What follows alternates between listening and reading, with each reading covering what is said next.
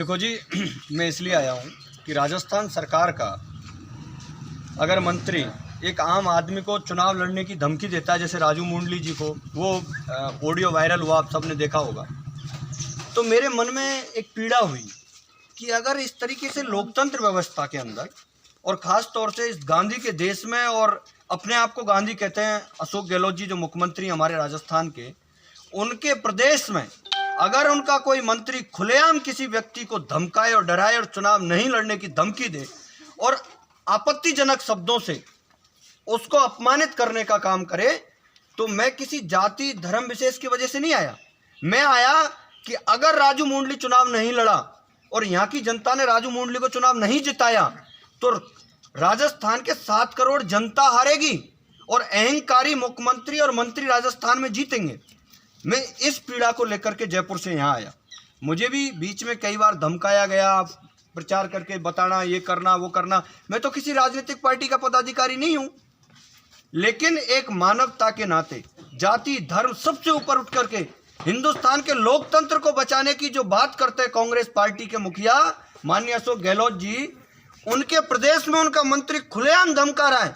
तो मेरा तो आपसे हाथ जोड़ करके निवेदन यही है कि अगर राजू मुंडली को यहाँ से जिता दिया तो ये राजस्थान की जनता की जीत होगी, लोकतंत्र की जीत होगी, और एक मैसेज जाएगा पूरे राजस्थान में, हिंदुस्तान में, कि लोकतंत्र जीता है, जनता जीती है, राजू मुंडली जीता है। और जो धमकाने वाले मंत्री हैं और जिनका प्रदेश मुख्यमंत्री अंधे बहरे गूंगे जो सरकार राजस्थान में चल रही है, जो कोई रोजगार का कोई काम नहीं है, जात एक से दूसरी जातियों को लड़ाना, धर्मों में बंटवारा करना, धर्मवाद करना, जातिवाद करना, इन सब मुद्दों को जो भटका रहे हैं और चुनाव लड़ रहे हैं, इनको एक संदेश देने के लिए मैं यहाँ से आया हूँ।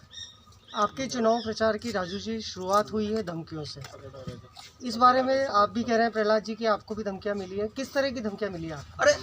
अरे आप प्रचार करके बताना, वहाँ पहुँचना, वो तो मंत्री का क्षेत्र है। आप मंत्री के क्षेत्र में प्रचार करोगे, आपके साथ केस लग जाएंगे, मुकदमे लग जाएंगे, कोई ट्रेजरी हो जाएगी, आपके साथ कोई एक्सीडेंटली घटनाएं हो जाएंगी, आपके ऊपर हमला हो जाएगा। मैं सबके लिए तैयार हूँ।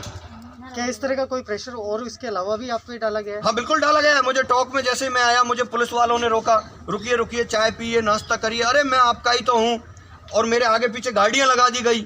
मैं कैसे कैसे बच के गाँवों में होकर के निकल के आया हूँ, लेकिन इससे कोई फर्क नहीं पड़ता। अगर प्रहलाद खटाना इस लोकतंत्र, असली लोकतंत्र को बचाने के लिए, राजस्थान के गरीब युवा की लड़ाई के लिए, जो आम आदमी चुनाव लड़ सकता है, इसके लिए अगर मुझे मेरी